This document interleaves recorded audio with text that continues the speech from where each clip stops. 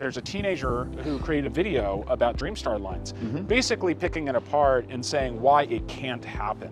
Talk a little bit about the naysayers and all that negative noise out there. So there's a famous scene in Mad Men where Don Draper's sitting in the elevator and the junior level employee comes over to him and he goes, "I feel bad for you." And Don Draper looks over and says, "I don't think about you." Okay. That's my approach.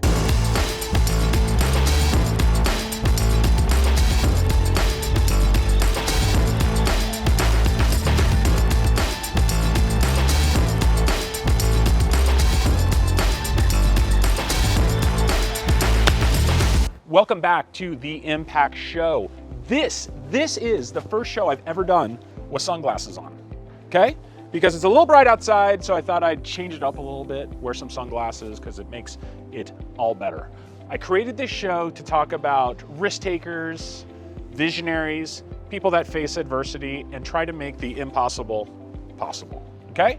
So I was introduced to Joshua Dominic. He has this amazing idea of creating a luxury overnight rail. And I was born and raised in Orange County, California, spent my whole life here, and I love trains. And I've been around trains my entire life, from when my dad gave me my allowance and I would buy these little tiny N-scale trains, and then I graduated up to HO, then to the G-scale trains, the really big ones that you see at like Bellagio and Disneyland. And then I got married and we started doing high-speed rail in Europe and Asia, and it's just always been around me. And then I meet Joshua and he tells me his vision. I said, "Oh, this is awesome. We got to make this happen. Let's put all the resources of the Internet Marketing Association, our global worldwide network, venture capital, creatives, tech entrepreneurs, billionaires, let's get them all behind this and make this happen." So with that, I'd like to introduce to you Joshua Dominic, my friend, my client, an associate and a visionary. Maybe Joshua, you could tell us a little bit about like where you grew up, your background, and how you got into rail. Sure. So I grew up in Orange County, California, in a small little city called Fountain Valley. It's a nice place to live.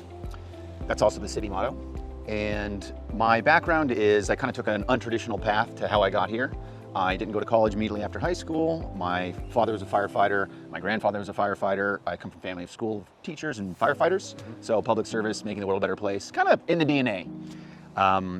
So I ended up joining the Air Force, where I specialized in air transportation and logistics, and went back to school, got my undergraduate degree in economics at Columbia, went into finance, figured out pretty quickly that's not how I wanted to spend my life. And then got recruited to a startup. That's what brought me back from New York back to Southern California. And I'd had quite a few number of adventures between my time out of Orange County, including taking trains all over Europe and Asia. And like most people who have go over there, they go, "Gosh, why can't we have this in the United States?" Right. And that was kind of the hero origin story of what has become Dreamstar Lines started. So I guess I'll leave it there. Right, so it was just like this idea, and something you said about pursuing your education in economics, but then that wasn't really something you got into.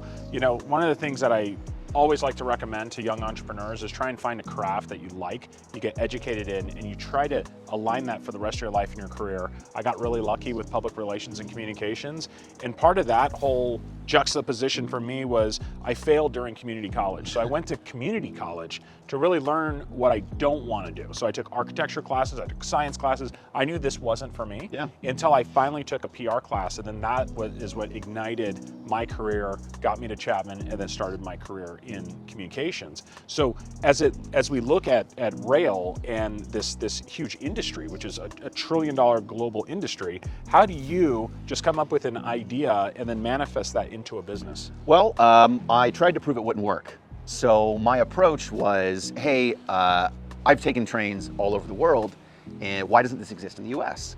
And so I became intimately familiar with the problem, particularly in the medium distance segment, when I started traveling in the medium distance segment in the United States. It sucks. You lose like half your day to travel if you take into consideration like door to door. Hey, I got to drive to the airport. I got to wait in line. If you got to check your bag, you got to get there early. I mean, so I bought, let me give you a great example. Yeah. So I recently bought my first ever first class ticket because I wanted to interview people in first class and get their feedback around what they valued and why are they paying this huge premium to go fly a short flight. It was from Salt Lake City to Long Beach. Okay. It was fun. I sat next to a guy who owned a ranch in Central California, and he basically laid out, he's like, oh, it's more, I get a better experience, it's more comfortable, and I can afford it. Right. Okay, great. So like comfort is the driving factor, not price. And I'm thinking, okay, great. I had checked a bag and thinking like, okay, I'm at the front of the plane, I should get off quickly and be out. I waited almost an hour for my bag to get out of the plane. So like the whole value of being the first off the plane, totally lost, because now I'm just sitting there waiting like, this sucks. Right. So in terms of how this manifests in Dreamstar is I realized like, hey, this whole experience is like really, really crappy. What if instead of like, for a medium distance segment, say LA to San Francisco, I could get on a train in the evening, sleep 8 hours, wake up, take a shower, have a coffee, and then step off the train and like go have a full day. Sure. And having done that in Europe and Asia for night trains and segments, it's like, oh, this makes sense from a tourist perspective, but I also started to see it from like the business use case for the business traveler. Yeah, So, I mean, yeah. just thinking about an overnight rail from Southern California. By the way, we're doing our interview right now from San Juan Capistrano. I live right down the street. I love this train station. This street right here, El Rio Street, Los Rios Street, is the oldest street in California. It's actually a historic street. Very charming restaurants, and we are right behind the train station. Now, ironically, Amtrak, being Amtrak, okay, government-owned train, isn't really operating right now. There's some issues going on with the company. Can you talk a little bit about what it's like to have government-run transportation opposed to private industry? Yeah, and I'm going to say this as kindly as possible. They have different goals. So in private industry, you're looking to make a profit, and that's where your feedback is. In private industry, your customers are the people who are giving you money, and you do whatever they want so that they give you money in exchange. When things are run by the government, their customers are not necessarily the riders. It's the people who vote to give them subsidies, which is just a different incentive set. So you're not really focused on what's going to get you the most riders, in the sense that you only care about it as much as the people who vote for the subsidies are going to care about it. So there's a degree of separation and a wonky feedback loop. Amtrak's goals are to, provide ridership to disadvantaged communities where probably private passenger rail doesn't make any sense. But alongside that, there's plenty of routes where it does make sense, and because of the rules that the government puts in place, they're unable to operate like a private organization should to make money. As a result, it's created a structural tension between people who own most of the infrastructure, which is the Class 1 railroads, and the passenger rail service, which is Amtrak. And trying to create something in the current dynamic is, well, it's why we have the system that we have today. If you like, however you feel about it. And I believe that it can be made better, and we're working with both people at the political level at all states and levels, federal, state, local, as well as the Class 1 railroads, to really figure out, hey, what does the next generation of American passenger rail look like? And how can we make rail infrastructure better for all Americans? Yeah, I mean, just a few months ago, I took my family to Switzerland, and we flew into Zurich. At the airport, which was a beautiful airport, was a train station. We got on a train, luxury train, clean, you could eat off the floors. It was so smooth, it was so safe, it ran on time, it got us to our destination, which was Zermatt, really smooth. Why is it that Switzerland, why is it that Japan, why is it that France can have these incredible smooth running rail, but here in the 9th largest economy in the world, California, we can't get that right? I think it's a degree of, and this is going to make me sound like you definitely studied econ, is incentives. The right incentives aren't in place. So today, investment in rail is really difficult because it's primarily coming through, historically coming through, government incentives. So take a look at the California high-speed rail line. I think its initial estimate was $10–20 billion, and now it's ballooned far beyond that and decades out of date.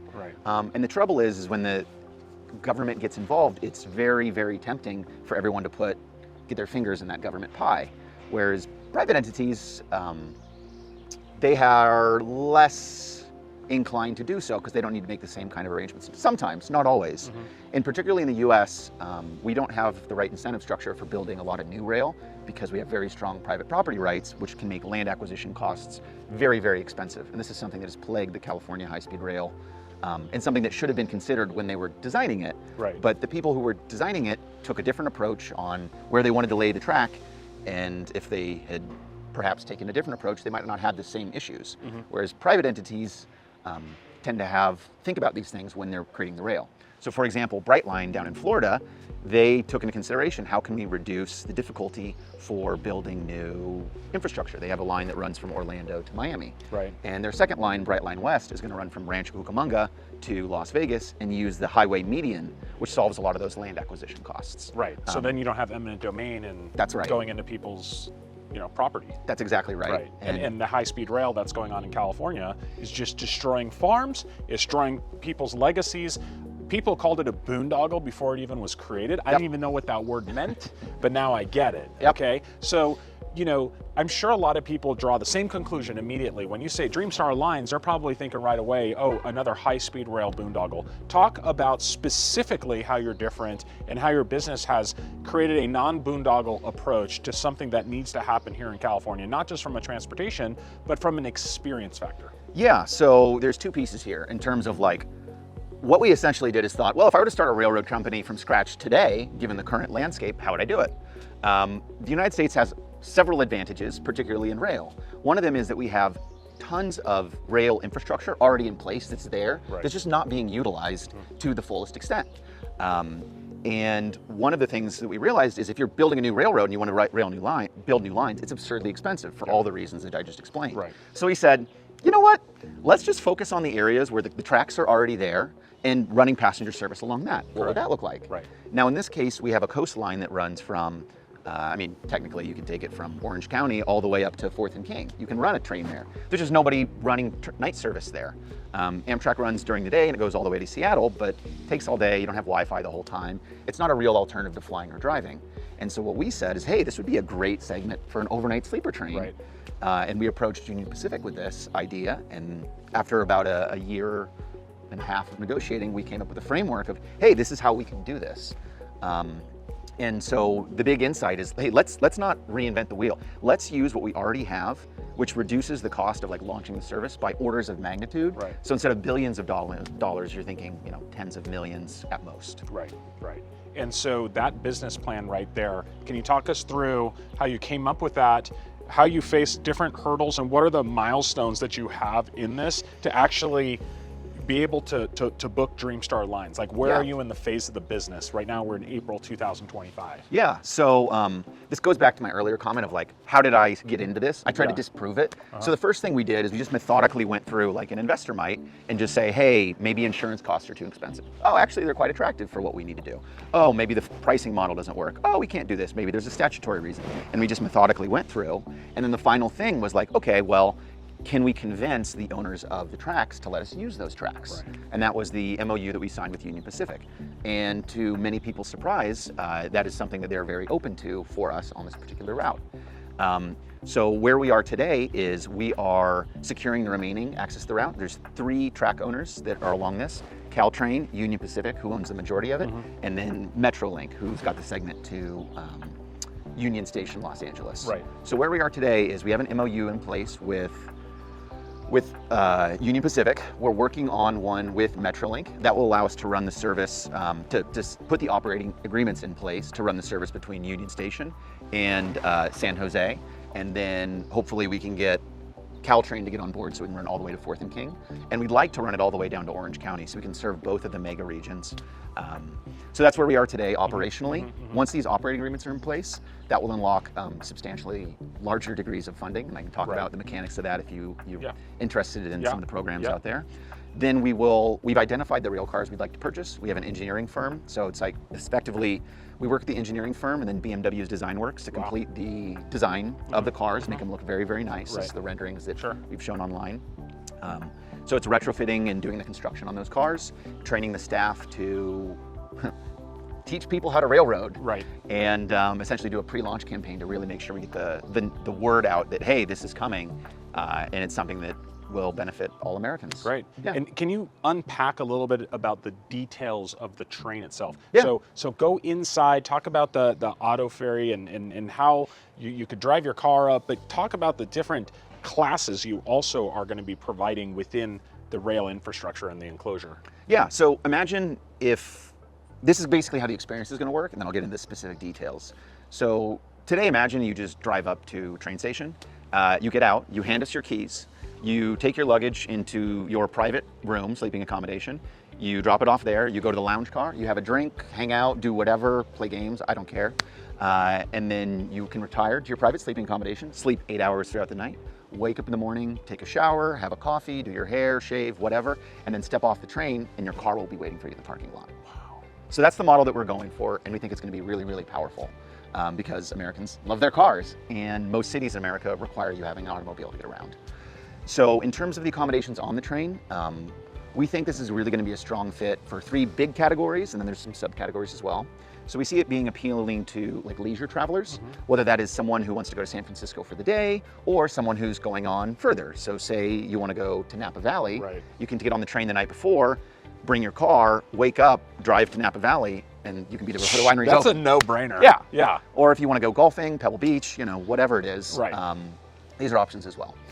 So that's for the probably in California. And then you have the German tourist who's like, I want to see San Francisco and LA. Right. And we're gonna do it in 2 days. Like, that doesn't work. Everybody who lives here is like, that's silly. Right. But with our model, you could ostensibly do that because you're not losing that half a day to travel. Right. So we think people coming the other way might want to see Disneyland or one of the other many things that Orange County and LA have to offer. There's so many amenities, yeah. On the train itself, the type of accommodations is going to reflect the appeal to leisure travelers, business travelers, and then families. Okay. These are 3 groups that travel a lot, and it's not a great experience. So I explained kind of the leisure family case. For the business traveler, it could be the person who's got an early morning meeting and they highly value their time, and they don't want to sacrifice their working day or their sleeping time to get to that early morning meeting. Right. So that's kind of the first category. And these are people who approached me and explained to me how they would use it. Sure. So this isn't some exercise. I just brainstormed like, Right. The second piece would be the kind of long-term business traveler. So say the engineer that goes up to kiss the ring for Apple, but they live in SoCal. Right. Right now that person's driving, once a month, so they have their car. With our model, they could leave Sunday night, have their car, come back Thursday night, and then they're not losing that time, dead time behind the wheel doing whatever. And then the third group is families, traveling with kids. I'm told by all of my friends with kids is not a great experience. I don't have any, to my knowledge. And so the idea is that instead of having to take all your stuff, pack it, put it in suitcases, you can basically just bring your family car wherever you're going. Right. So you don't have to worry about dealing with car seats if you have young kids or all of the other complications that come with traveling with children. Right. So in order to serve those 3 customers, we're going to offer kind of 4 accommodations at the start. The first is going to be like a lie flat sleeper. So if you think about like JetBlue's Mint, where it's kind of this private kind of accommodation, you can lie flat, it's very comfortable. It'll be a little bit more private than that, not quite open air.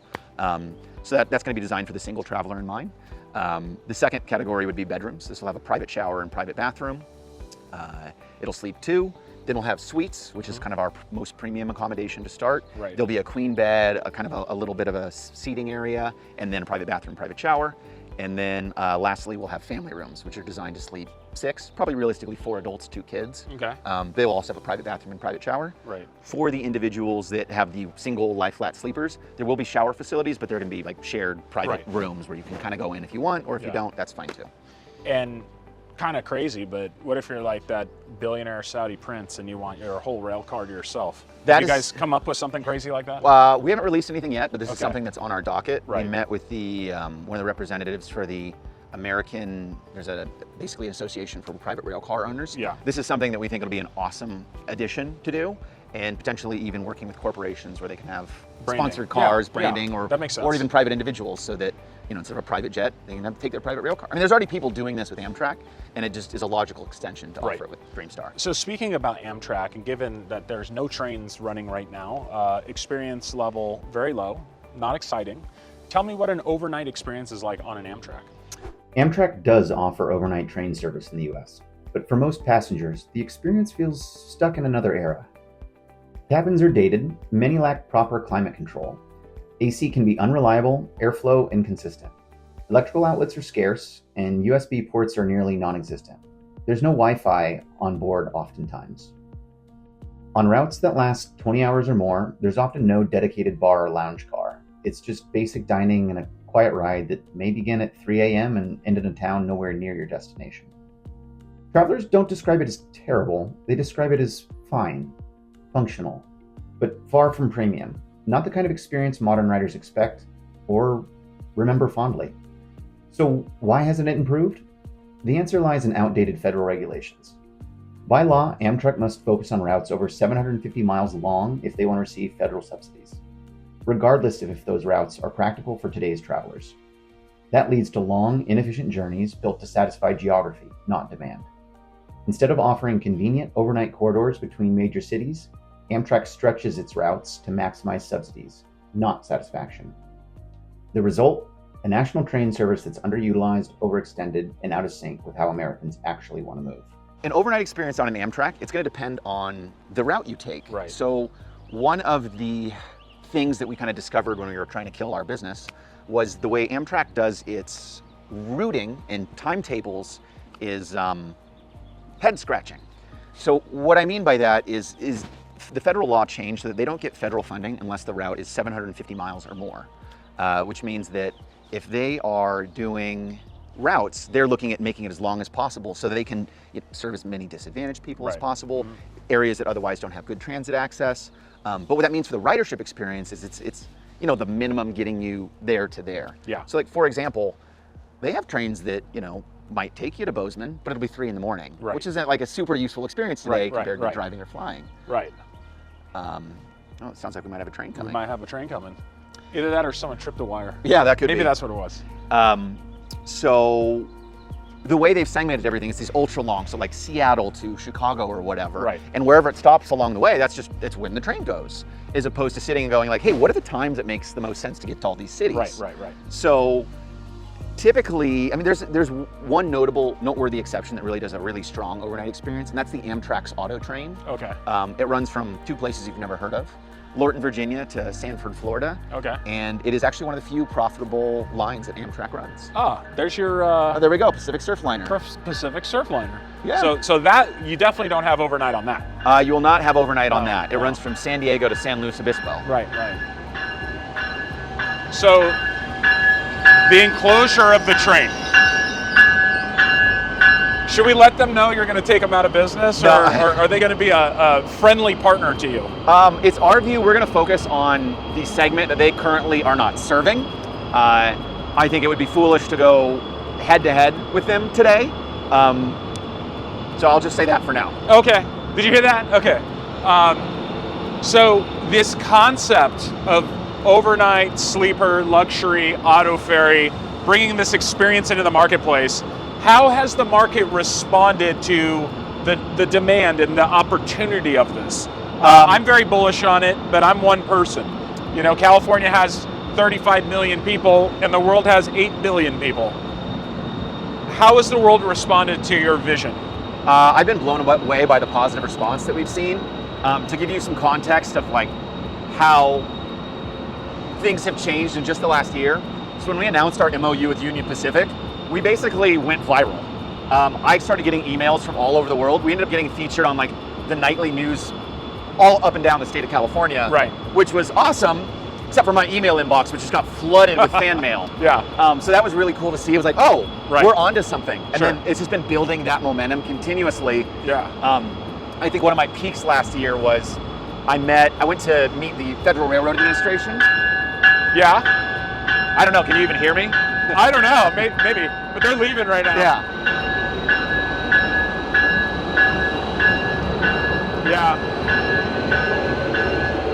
Sorry for the brief intermission. This is a first. You're being photographed. I mean, some people recognize you. There you go. You're a celebrity in the rail world, apparently. Well, actually, tell me, like, okay, where's all the demand coming from on your website, and what sort of like feedback are you getting from people around your vision? Yeah, so it's really cool to see how it's evolved over time.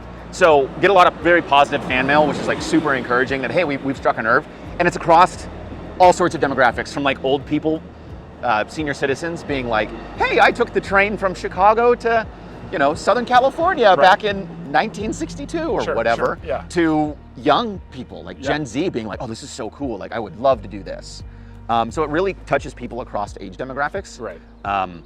And what's really cool to see is how the dialogue has shifted online. Right. Where it started with, and not to pick on Reddit, but they were very, this is another California boondoggle, it's never gonna do anything, to like, wow, I really hope that these guys are successful. Like, I'm naturally skeptical. I mean, anybody should be, you're doing something new, crazy. Hey, like, these guys keep making progress. Like, this is real. Right. And one of my investors recently said to me, he's like, dude, you're your growth where you are right now is exactly what Tesla went through, like in its early days. Yeah, the grind. Yeah, and I was like, oh, well, I didn't really think about that. Right. Like seeing how people have gone from being skeptical that we're not a serious company trying to do this to, hey, they keep making progress. And it's really, really positive. And I mean, the head of the FRA in the Biden administration knew who we were. Right.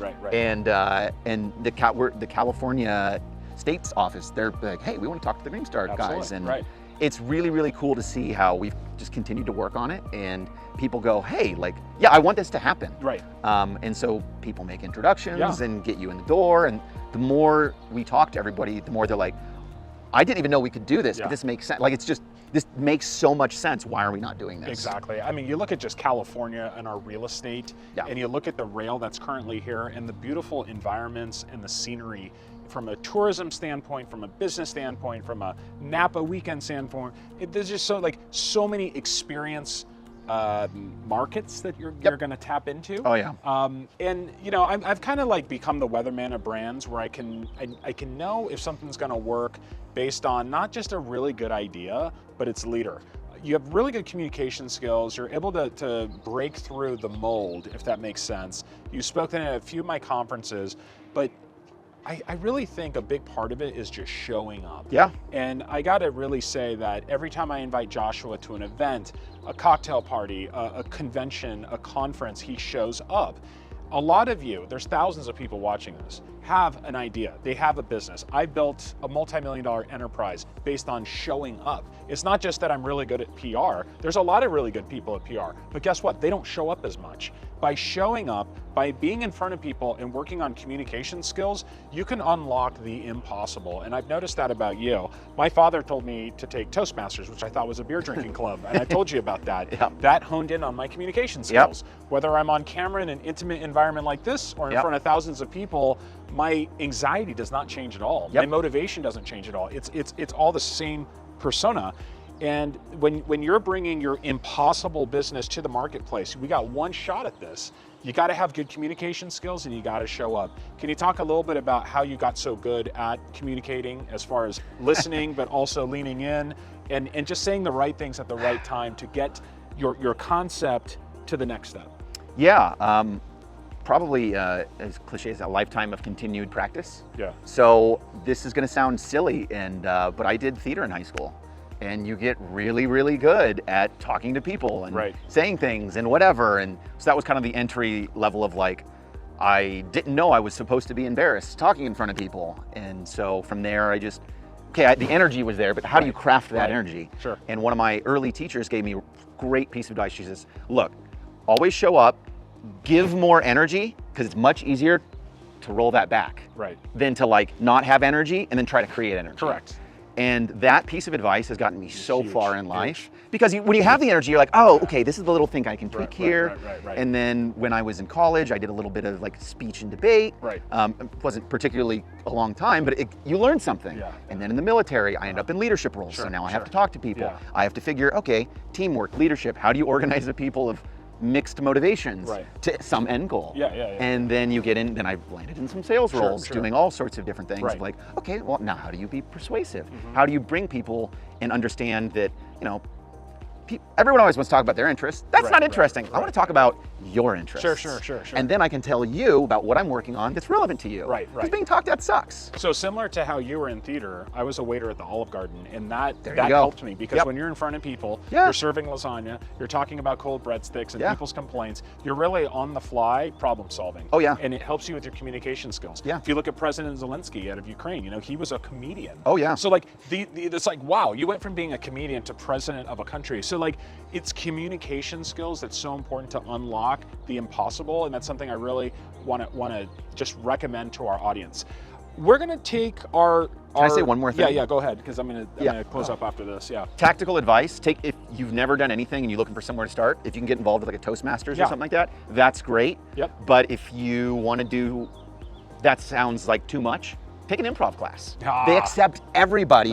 There's no expectation, and it's not about the form can always come. It's about the mindset that you approach it, and you learn that's like, and Yeah. You don't say, like, saying no, that's a great way to kill communication. Oh, hell yeah. It's Right. And, well, what about Right. this? Right. Oh, this thing Right. here, Right. right? And that, it's almost like, I don't know if you dance, but it's like dancing. You're Right. taking energy and you're Yeah, passing yeah, it back yeah, and forth yeah, and yeah. back and forth. The nice thing about improv too and comedy, kind of like speaking, is impromptu. So when you're talking about being impromptu, so you're on the fly, Yep. someone asks you any question and you're able to address that question and answer it. Even if you might not completely know the answer, you could just say you don't know the answer, but you can persuade your audience based on what you believe you know about that question. Improv, much like Toastmasters that taught me about impromptu. Yep. And one of the things that Toastmasters would do would be like, okay, Sinan, come up here and tell me why there's a yellow line painted on this road right here. Yep. And you have exactly 60 to 80 seconds to explain why, and you can't say or and you have to bullshit your way through. Yep. And persuade the audience at the same time. And by doing that, I got really better and better and better. And then that is what made me Toastmaster of the Year, which was amazing. I still have that trophy, and I look back at it because as a professional communicator, and now I'm working with people in Washington, D.C. to tech billionaires and venture capital, it's all about communication. Yep. So we're gonna transition the show now from here in San Juan Capistrano at a train station, and we're gonna move to Anaheim. And Anaheim has an amazing train station called the Arctic, and it's a multi-billion-dollar framework that's happening with the city of Anaheim, as well as transportation leaders, and now my friend Henry Samueli, the founder of Broadcom, is building that whole area into a mixed-use environment. He's the owner of the Ducks, just building a beautiful multi-billion-dollar mixed-use environment, and that would be the vision of picking up my first Dreamstar Lines out of the Arctic and taking my wife or my family or my friends to Napa. Yep. A dream that is gonna happen in my lifetime, and I'm very excited about that. Also, congratulations on your recent investment from my good friend Bill Lyon. His father ironically owned an airline, PSA, so transportation is in their live stream, and to have Bill Lyon behind you is awesome. And when we go to Arctic, I want to talk a little bit about the future of Dreamstar Lines. What are the things that are important to you? What are the things that you need from our global network? Because we're going to put everything behind you to make sure this comes into the marketplace and becomes a sustainable business for the next generation. And before we close, I'm going to ask you a question about adversity and facing critics. Part of the reason why I want to do the show today is there's a teenager who created a video about Dreamstar Lines, basically picking it apart and saying why it can't happen. And a lot of people know me because of my friendship with Palmer Luckey. He's a great friend and I very much admire him. And it reminded me of when Jason Kalkagnis from the All In Pod kept picking on Palmer. Every time Palmer did something great in his life, he was getting picked on by this bully. And I just never really understood it, but somehow Palmer would still get up and move past it. And then when he came to the All In Pod a few years ago, on stage, he basically called back all of Jason's lines and was able to show him that he was able to recreate himself. And had he not been so popular, maybe he would have just been forgotten about. And the fact that he was able to claw his way back reminded me of that teenager picking on Dreamstar Lines. And I don't like to take that shit. I like to be objective and give people a fair shake on their business.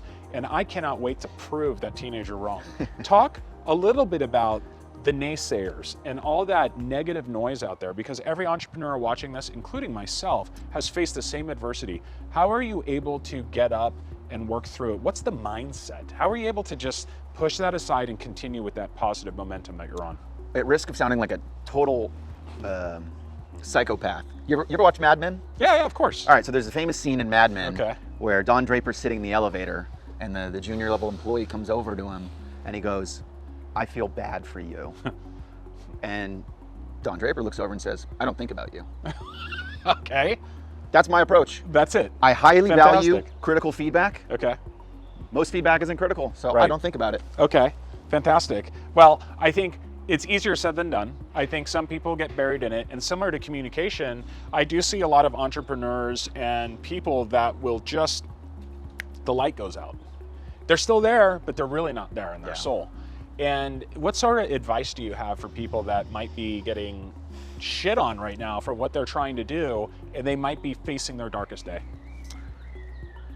When you're going through hell, keep going. Keep going. Keep going. Just keep going. Yeah, I've been there more times than I can count.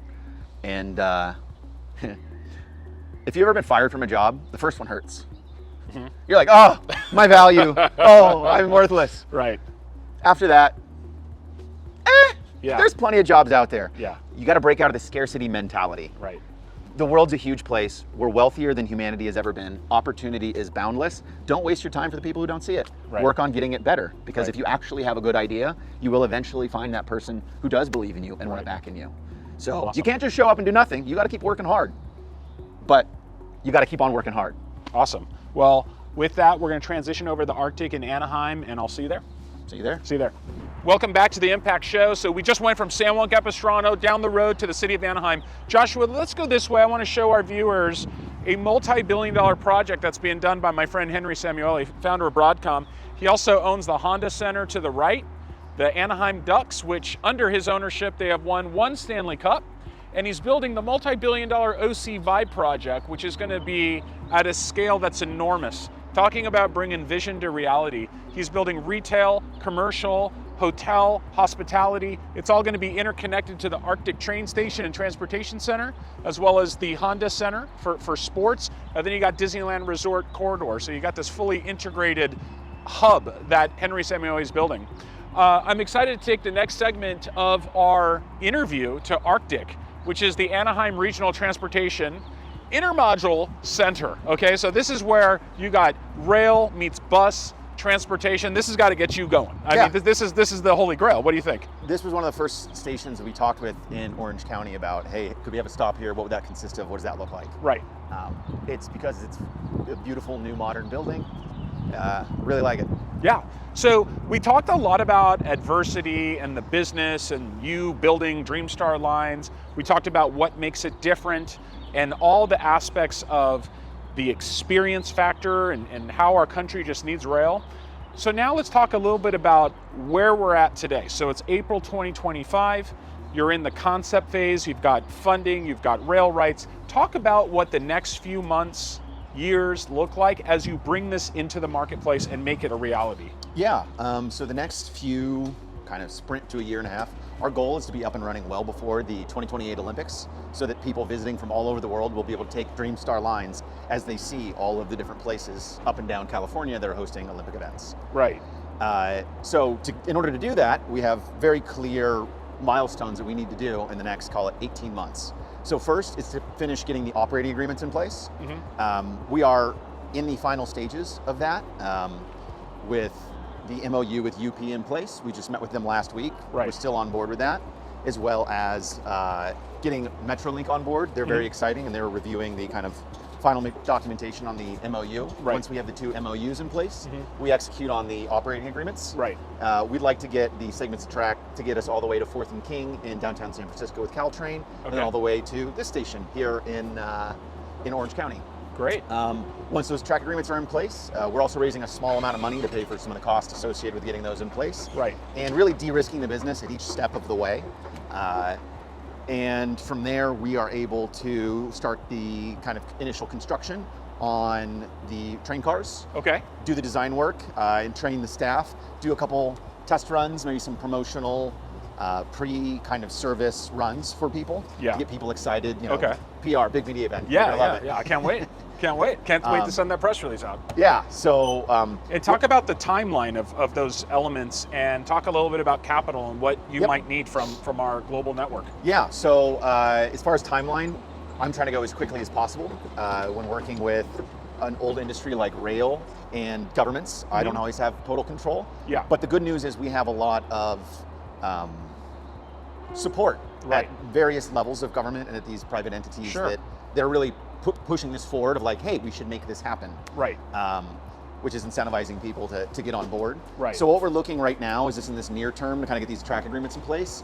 Probably need roughly $1.5 to $2 million. Okay. And then beyond that, when we start acquiring the equipment and doing the construction, it'll be a larger amount, but still substantially less than the state of a lot of other private rail projects. Yeah. So we think we can probably get everything up and running for about 30 million, probably at a minimum, just under that. Right. And there's some cool government programs exclusively for railroads that will help us kind of fill that gap. Right. Even for the small amount of money we're raising right now. I mean, it doesn't sound like a large amount of capital for such a huge industry that you're disrupting. Frankly, this is the best deal I have ever seen. Yeah. And that's why I'm working on it. Okay. So good ROI potential there. Yeah. And so talk a little bit about the investment side. So you said Yep. 1 to 1.5 million. That's your next sort of round that you're looking at. That's right. And is that like a Series A? Is that a friends and family rate? Like what? So- what would that be? Yeah, we did a friends and family early last year. Right. And we blew our expectations out of the water. Right. And this was before we had even met. Yeah. Now we're raising. We need about 1.5 million is what we're kind of targeting. It Okay. might go up to 2, but if we don't need it, we're not going to take the extra money. Right. Which is a great position to be in. Yeah. This would technically be like a pre-seed round Okay. where it's like, hey, we need to get all of the legal operating agreements in place Sure. so we can do the work that we want to do. Right. There's a long history of projects raising a whole bunch of money and then they can't legally operate. And Right. it's like, cool, you just lit a whole bunch of investor money on fire. I'm approaching this from a very risk reduction perspective that each incremental milestone we hit and how the funds will be used Yeah. are to reduce the risks that investors are taking. Right. You have to have the risk reward there. So right now, the people who are investing early, they're going to be the best position to get that 100 or even maybe 1,000 times return, Right. as opposed to the people who are going to wait until it's de-risked. And there's nothing Right. wrong with that. Right. It's just different strokes for different folks. Tell me a little bit about the platform itself. So we obviously have a very material hardware, which is the Yep. rail, but talk a little bit about how artificial intelligence, AI, machine learning works in the experience of Dreamstar, because you've talked a lot about the software behind the Yep. platform. Can you talk a little bit about that? Yeah, so my view is that rail is poised for disruption, revolution, whatever you want to call it, at 3 different levels. So Right. first is the passenger experience, what we're kind of doing. Brightline was the first to do kind of something and build this out.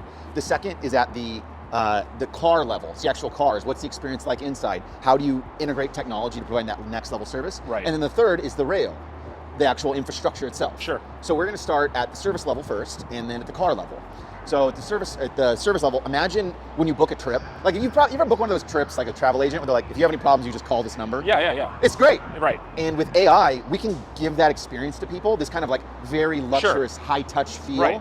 but at a fraction of what it costs us to provide, so you get Right. a higher quality experience. Right. So imagine you get onto like a Dreamstar Lines train, and they're like, hey, last time you were here, you had this entree, you had this appetizer, or you had this It's drink. intelligent. It learns all Would about you like Right. us to order one and deliver Right. it to your room, or whatever it is? And then you can do that at every step of the way, so that like instead of having to call a 1-800 number and they don't really know who you are, what your thing is, you have this AI travel agent that knows your entire itinerary, who Right. you're with, and you don't have to answer 500 questions Exactly. 500 times. Right. Every time you have to call to help Right. somebody. Right. One of the cool things that we're looking at on the trains themselves, there's this technology that allows you to create what's called an audio bubble. Okay. So you go on a train today, and you're going to hear like boop, boop, beep, Right. now arriving at whatever, Sure. Diridon station, Right. whatever. Well, what's cool is because everybody will have their own booked private seat, Yeah. you can now synchronize the announcements to that person Oh, wow. with speakers that are built into the Ah, seats. nice. And here's the best part, you don't have to put on a headset. Oh, And really? you can sync it with your phone. Oh, So when you're wow. sitting in the Okay, seat, yeah. you can get, Yeah. instead of having like on an Right. airplane where they're like, would you like to buy a credit card? And like, Right. kill me. Okay. Instead, you can have it all personalized Right, to you, like, sure. hey, we're approaching your stop in 15 minutes, start gathering your belongings. amazing. But nobody else will hear Right, this. right. And then where it gets even cooler is now, like, I think screens, they don't age well. You ever been on an old airplane where they have the remote still in the Yeah, side thing? right. So everybody's got their own devices, phones and tablets or whatever, Sure. laptop. Their notes. Yeah. You can sync that to the seat so you have that audio bubble experience. So if we're like sitting next to each other, Right. I can hear what I'm listening to, but I can also hear you talking. Right. But I don't have to worry about you hearing what I'm hearing and being disruptive in the That's cabin awesome. or that we're sharing. That's So, awesome. Yeah. Well, continued success with Dreamstar Lines. This is exactly the type of business and mentality and leader that I define as the new frontier. It is something that has just happened by accident. We have a new administration. We have a businessman in the White House. We have the Senate and a Republican-run Congress. And no matter how you look at this is a business-run country now, and it takes these sort of bold ideas to be part of this new frontier. I know you were recently at Mar-a-Lago with me and a few other members of Disruption. You know, you've got the leader of North Korea that has his own train. Do you have a vision maybe of one day creating like an Air Force One of Trump? Yeah, we're toying around this idea. We're calling it Rail Force One. And it will be kind of part of the most probably premium offering we have, where we have a Dreamstar private car that is fit enough for a president. Fantastic. So with that, Mr. Trump, President of the United States, he's offering you a rail car. So with that, I want to thank our audience. I want to thank you, Joshua. Continued success to you and your aspirations with Dreamstar Lines and us getting behind you. And this new frontier is exactly what Impact Show is all about. We're excited to bring Joshua and all these stories to Washington, D.C., October 5th through the 8th at Impact 25 at the Hay Adams. It's going to be stunning. We've got the top of the Hay. We're going to do a conference with all of our local relationships in Washington, D.C., then take a field trip the next day to the Pentagon, the Capitol, and some secret, amazing places I can't wait to announce in the future. So with that said, thank you again for being part of Impact Show, and I wish all of you a great rest of your day.